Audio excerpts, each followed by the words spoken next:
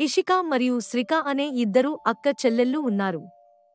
ఒక ఉదయం తమ తల్లిదండ్రులతో కలిసి పార్క్కి వెళ్లారు.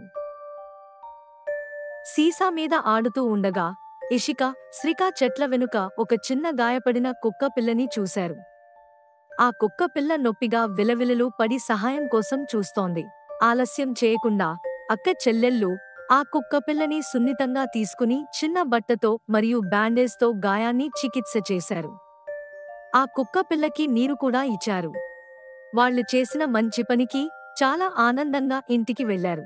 2 రోజుల తరువాత పాఠశాల నుండి ఇంటికి వస్తూ ఉండగా కొన్ని కుక్కల గుంపు వారిని చుట్టుముట్టి దాడి చేయబోయింది.